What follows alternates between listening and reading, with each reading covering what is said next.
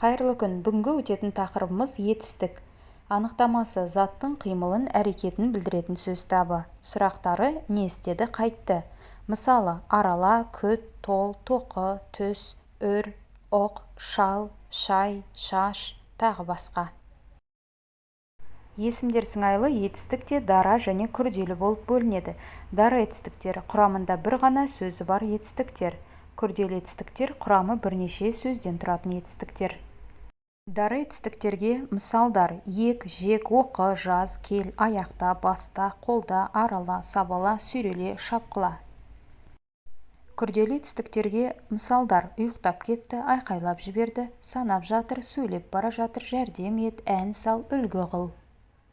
Негізгі және туынды етістіктер. Негізгі етістіктер құрылымына қарай түбір етістіктер болып есептеледі.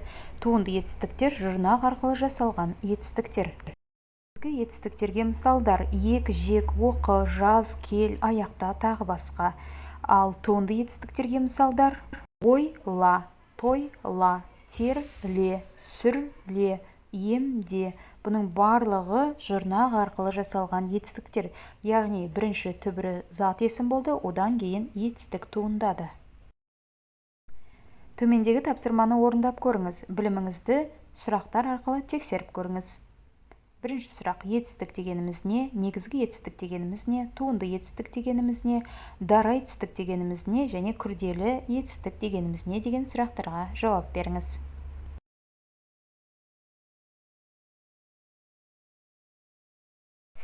Сонымен қатар етістіктер салт және сабақты болып екіге бөлінеді. Салт етістіктер өзінің алдынан табыс септігіндегі сөзді қажет етпейді.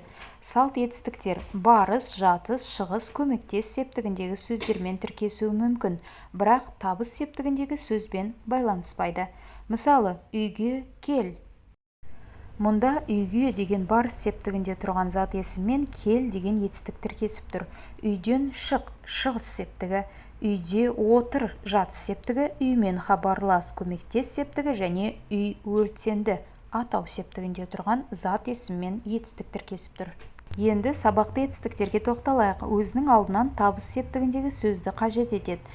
Яғни сабақты етістікпен тіркескен зат есім кімді, нені деген сұрақтарға жауап беруі тиіс. Мысалы: хатты оқы, нені оқы. Хатты табыс септігінде тұр. Ақшаны сана, есепті шығар, төсекті сал. Бұның барлығы етістікпен зат есімнің тіркесуі. Зат есім табыс септігінде тұр. Енді болымды және болымсыз етістіктерге тоқталайық. Болымды етістік істің болғанын, болып жатқанын, не болатынын білдіретін етістіктің түрі. Мысалы: мен сабақ оқыдым. Мен сабақ оқып отырмын. Мен сабақ оқымақпын. Бұның барлығы істің, қимыл әрекеттің болатынын, болғанын немесе болып жатқанын білдіреді. Болымсыз етістік қимыл іс әрекеттің болмауын, жүзеге аспауын білдіретін етістік. Ол етістіктің негізгі, туынды, күрделі түбірлеріне маме, бабе, папе жұрнағы жалғану арқылы жасалады. Мысалы: мұны жазған адамның өзін білме, сөзін біл дегендегі білме болымсыз етістік. Кісіге қарап сөз алма, сөзіне қарай кісіні ал дегендегі алма болымсыз етістік. Ал деген болымды түбірге ма жұрнағы жалғанған. Келесі тапсырманы орындап көріңіз. Сәйкестендіріңіз. Назарларыңызға рахмет. Аман, есен болыңыздар.